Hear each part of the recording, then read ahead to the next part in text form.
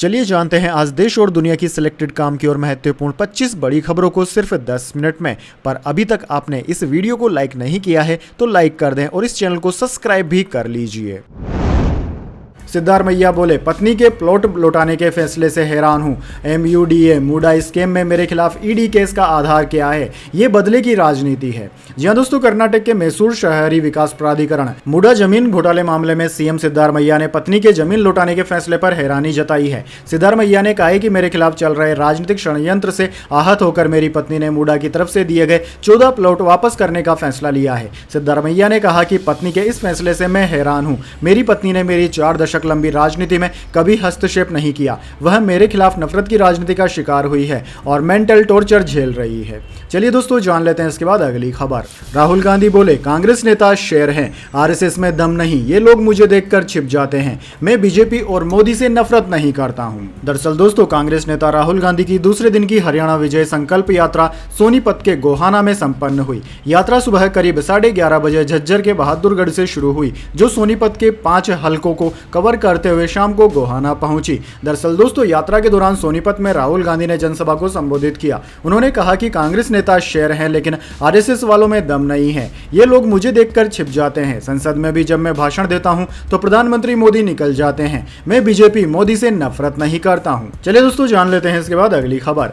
हरियाणा में मोदी बोले, कांग्रेस को ठगी की लत लग गई है। उसके राज में दलाल और दामाद मालामाल हुए। ये सबसे बड़ी दलित विरोधी पार्टी है। जी हां दोस्तों, प्रधानमंत्री नरेंद्र मोदी ने कहा कि कांग्रेस को ठगी की लत लग गई है और उसके राज में दलाल और दामाद मालामाल हुए हैं। कांग्रेस ने हिमाचल प्रदेश में झूठ बोला, अब हरियाणा में झूठे वादे बेच रहे हैं। उन्होंने कहा है कि यह पार्टी दलित विरोधी है। कांग्रेस ने डॉक्टर अंबेडकर को चुनाव में 2 बार हरवाया। इन्होंने संसद के सेंट्रल हॉल में उनकी तस्वीर तक नहीं लगने दी। प्रधानमंत्री मोदी ने यह बातें हरियाणा में कही। उन्होंने पलवल में नेशनल हाईवे 19 पर गदपुरी टोल प्लाजा के पास मंगलवार को इस चुनाव की अपनी आखिरी रैली को संबोधित किया। चलिए जान लेते हैं अगली खबर। भारत ने T20 स्टाइल में जीता कानपुर टेस्ट। 2 दिन में मैच पलटा। 34.3 ओवर में 285 रन ठोक डाले। बाद में बांग्लादेश को 2 बार आउट भी कर दिया। जी दोस्तों, भारत ने कानपुर टेस्ट में बांग्लादेश को 7 विकेट से हरा दिया। इसी के साथ टीम इंडिया ने सीरीज में 2-0 से क्लीन स्वीप भी कर लिया है। बारिश से प्रभावित मुकाबले के आखिरी दिन मंगलवार को भारत को 95 रन का टारगेट मिला था, जिसे भारत के बैटर्स ने 17.2 ओवर में ही हासिल कर लिया। यशस्वी जायसवाल ने 51 रन बनाए। विराट कोहली ने 29 रन नाबाद बनाए। विकेटकीपर ऋषभ पंत ने चौका जमाते हुए टीम को जीत दिला दी। दोस्तों, Jaiswal player of the match और Ravichandran Ashwin player of the series चुने गए। चलिए दोस्तों जान लेते हैं इसके बाद अगली बड़ी खबर। तिरुपति लड्डू विवाद, SIT जांच रोकी गई। आंध्र प्रदेश पुलिस बोली, सुप्रीम कोर्ट की गाइडलाइन के मुताबिक जांच आगे बढ़ाएंगे। जी हां दोस्तों, आंध्र प्रदेश के श्री वेंकटेश्वर स्वामी मंदिर के प्रसादम में जानवरों की चर्बी मामले की SIT जांच रोक दी गई है। राज्य के DGP द्वारका तिरुमाला राव ने यह जानकारी दी। DGP राव ने कहा कि अभी सुप्रीम कोर्ट में मामले की सुनवाई चल रही है। अगली सुनवाई 3 अक्टूबर को होगी, इसलिए तब तक SIT जांच नहीं की जाएगी। सुनवाई के बाद सुप्रीम कोर्ट के निर्देश के मुताबिक यह तय किया जाएगा कि SIT जांच को आगे बढ़ाना है या नहीं। उन्होंने कहा कि पिछले 2 दिन में SIT ने लड्डुओं की खरीद और सैंपलिंग प्रक्रिया की जांच की है और यह समझने की कोशिश भी की है कि लड्डुओं में मिलावट कैसे की जा सकती है। वैसे दोस्तों, अगर लड्डुओं में जानवरों से बने घी का इस्तेमाल होता है तो यह बहुत ही बुरी बात है, भावनाओं को आहत करने वाली बात है। चलिए जान लेते हैं इसके बाद अगली खबर। तेल अवीव में मोसाद हेडक्वार्टर पर दागी मिसाइल, हिजबुल्लाह का इजराइल में हमले का दावा। जी हां दोस्तों, इजराइल और हिजबुल्लाह के बीच संघर्ष जारी है। हिजबुल्लाह ने दावा किया है कि तेल अवीव में मोसाद हेडक्वार्टर पर उसकी तरफ से मिसाइल दागे गए हैं। हिजबुल्लाह की तरफ से कहा गया है कि इजराइल पर 4 मिसाइल हमले किए गए हैं। इधर दोस्तों, इजरायली डिफेंस फोर्सेस IDF ने दक्षिणी लेबनान में हिजबुल्लाह के खिलाफ सीमित स्थानीय और लक्षित जमीनी सैन्य कार्रवाई शुरू कर दी है। इजराइल के रक्षा मंत्री योआव गैलेट के साथ फोन पर बातचीत में अमेरिकी रक्षा सचिव लॉयड ऑस्टिन ने वाशिंगटन का समर्थन दोहराया। हालांकि उन्होंने इजराइल लेबनान सीमा के दोनों ओर नागरिकों की सुरक्षा के लिए एक कूटनीतिक समाधान की जरूरत पर भी बल दिया है। चलिए दोस्तों जान लेते हैं अगली खबर। लखनऊ में 4 लेन आउटर रिंग रोड का निर्माण कराएगी योगी सरकार। 139 करोड़ से अधिक का है पूरा प्रोजेक्ट। जी हां दोस्तों, आपने बिल्कुल सही सुना। लखनऊ में 4 लेन आउटर रिंग रोड के निर्माण प्रक्रिया को आगे बढ़ाने की प्रक्रिया शुरू की जा चुकी है। दरअसल दोस्तों, लखनऊ के रेथा अंडरपास से लेकर PM मित्र पार्क तक 14.28 किमी क्षेत्र की सड़क को 4 लेन किया जाएगा। वहीं IIM से आउटर रिंग रोड स्थित रेथा अंडरपास के कार्यकल्प को भी इस परियोजना के अंतर्गत पूरा किया जाएगा।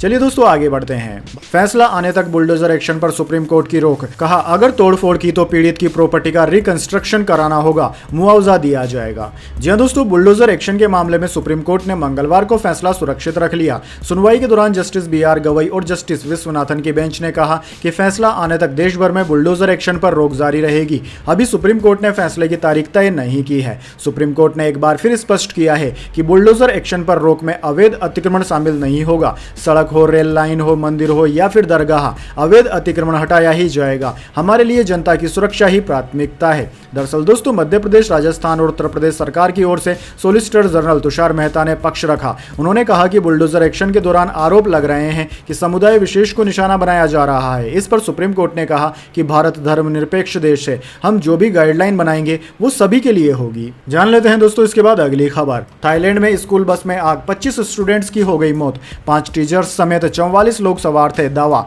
टायर फटने से हुआ हादसा। जी हां दोस्तों, थाईलैंड में एक स्कूल बस में आग लगने से 25 छात्रों की मौत हो गई है। न्यूज एजेंसी AFP के मुताबिक बस में 44 लोग सवार थे, जिनमें से 16 को अस्पताल में भर्ती कराया गया है। फिलहाल दोस्तों, रेस्क्यू वर्कर्स बाकी बच्चों को निकालने की कोशिश कर रहे थे। आग लगने की वजह अब तक सामने नहीं आई है। हालांकि मौके पर मौजूद चश्मदीदों का कहना है कि बस का टायर फटने की वजह से आग लगी। राइटर्स के मुताबिक हादसा बैंकॉक के खूखोट इलाके में मंगलवार दोपहर करीब 12:30 बजे हुआ। बस एक स्कूल ट्रिप से लौट रही थी। चलिए दोस्तों, जान लेते हैं अगली खबर। LG साहब का फोन आ गया। सोनम वांगचुक से मुलाकात नहीं होने पर दिल्ली की मुख्यमंत्री आतिशी ने जताई नाराजगी। जी हां दोस्तों, दिल्ली की मुख्यमंत्री आतिशी की सोशल एक्टिविस्ट सोनम वांगचुक से मुलाकात नहीं हो पाई है। मंगलवार दोपहर आतिशी बवाना पुलिस स्टेशन पहुंची, लेकिन उन्हें बाहर ही रोक दिया गया। आतिशी ने सीधे उपराज्यपाल विनय कुमार सक्सेना को घेरा और उन पर मुलाकात करने से रोकने का आरोप लगाया। आतिशी ने कहा है कि लद्दाख और दिल्ली में LG राज खत्म होना चाहिए। दरअसल दोस्तों, सोनम वांगचुक समेत 150 लोगों को सोमवार रात दिल्ली पुलिस ने सिंगू बॉर्डर पर रोक लिया और हिरासत में ले लिया। ये सभी लोग लद्दाख से दिल्ली चलो पैदल यात्रा निकाल रहे थे। मंगलवार सुबह यह यात्रा दिल्ली में प्रवेश करने वाली थी। इससे पहले दिल्ली पुलिस ने निषेधाज्ञा यानी कि BNNS की धारा 163 का हवाला देकर सभी को हिरासत में ले लिया। चलिए दोस्तों, जान लेते हैं अगली खबर। मद्रास हाईकोर्ट का सदगुरु से सवाल। अपनी बेटी की शादी कर दी, दूसरों की बेटियों को सन्यासी बनने के लिए क्यों कह रहे हैं? जी हां दोस्तों, मद्रास हाईकोर्ट ने ईशा फाउंडेशन के फाउंडर और आध्यात्मिक गुरु सदगुरु जग्गी वासुदेव से पूछा है कि जब आपने अपनी खुद की बेटी की शादी करवा दी तो दूसरों की बेटियों को सिर मुड़वाने और सांसारिक जीवन त्याग कर सन्यासियों की तरह रहने के लिए क्यों प्रोत्साहित कर रहे हैं? दरअसल दोस्तों, कोयम्बटूर में तमिलनाडु एग्रीकल्चर यूनिवर्सिटी के रिटायर्ड प्रोफेसर S कामराज ने ईशा फाउंडेशन के खिलाफ याचिका लगाई है। उनका आरोप है कि उनकी 2 बेटियां गीता कामराज उर्फ माँ माथी और लता कामराज उर्फ माँ मायू को ईशा योग सेंटर में कैद करके रखा गया है। उन्होंने आरोप लगाया कि ईशा फाउंडेशन ने उनकी बेटियों का ब्रेन वॉश किया, जिसके कारण वे सन्यासी बन गई। उनकी बेटियों को कुछ खाना और दवाएं दी जा रही है, जिससे उनकी सोचने समझने की शक्ति खत्म हो गई है। चलिए दोस्तों, जान लेते हैं अगली खबर। चुनाव आयोग ने राम रहीम की पैरोल मंजूर की। हरियाणा में रहने और चुनाव प्रचार करने पर रोक लगाई। उनका 36 सीटों पर प्रभाव है। जी हां दोस्तों, हरियाणा विधानसभा चुनाव के बीच सोमवार 30 सितंबर को चुनाव आयोग ने डेरा सच्चा सौदा प्रमुख राम रहीम की पैरोल को मंजूरी दे दी। हालांकि आयोग ने 3 शर्तें लगाई है। पहली, जेल से बाहर आने के बाद हरियाणा में नहीं रहेगा। दूसरी, कोई भी पॉलिटिकल एक्टिविटी में शामिल नहीं होगा। तीसरी, सोशल मीडिया पर चुनाव प्रचार नहीं करेगा। चलिए दोस्तों, जान लेते हैं अगली खबर। सोनम वांगचुक दिल्ली के पुलिस स्टेशन में अनशन पर बैठे। पुलिस ने कल हिरासत में लिया था। मामला हाईकोर्ट पहुंचा। 3 अक्टूबर को सुनवाई। जी हां दोस्तों, लद्दाख के सोशल एक्टिविस्ट सोनम वांगचुक ने मंगलवार को दिल्ली के बवाना पुलिस स्टेशन में अनिश्चित काल के लिए अनशन शुरू कर दिया है। लद्दाख को स्टेटहुड दिलाने की मांग को लेकर सोमवार देर रात दिल्ली पहुंचे सोनम सहित लगभग 120 लोगों को पुलिस ने हिरासत में ले लिया था। पुलिस ने बताया कि वांगचुक दिल्ली बॉर्डर पर रात बिताना चाहते थे। दिल्ली में 5 अक्टूबर तक धारा 163 लागू है। मार्च कर रहे लोगों को वापस जाने के लिए कहा गया था। जब वे नहीं माने तब एक्शन लिया गया। वहीं दोस्तों, सोनम वांगचुक को हिरासत में लेने का मामला मंगलवार को दिल्ली हाईकोर्ट जा पहुंचा। एक याचिका में सोनम वांगचुक और अन्य लोगों की रिहाई का आदेश देने की अपील की गई है। कोर्ट 3 अक्टूबर को मामले की सुनवाई के लिए तैयार हो गई है। चलिए दोस्तों, जान लेते हैं अगली खबर। अंबानी ने शादी पर हजारों करोड़ रुपए खर्च किए, ये आपका पैसा था, हरियाणा में बोले राहुल गांधी। जी हां दोस्तों, हरियाणा चुनाव 2024 से पहले लोकसभा में विपक्ष के नेता और कांग्रेस सांसद राहुल गांधी ने प्रधानमंत्री मोदी पर हमला बोला। मंगलवार को प्रदेश के बहादुरगढ़ में चुनाव प्रचार के दौरान उन्होंने न सिर्फ प्रधानमंत्री मोदी के बनाए ढांचे पर सवाल दागे, बल्कि रिलायंस इंडस्ट्रीज लिमिटेड के चेयरमैन मुकेश अंबानी के बेटे की शादी का जिक्र भी किया।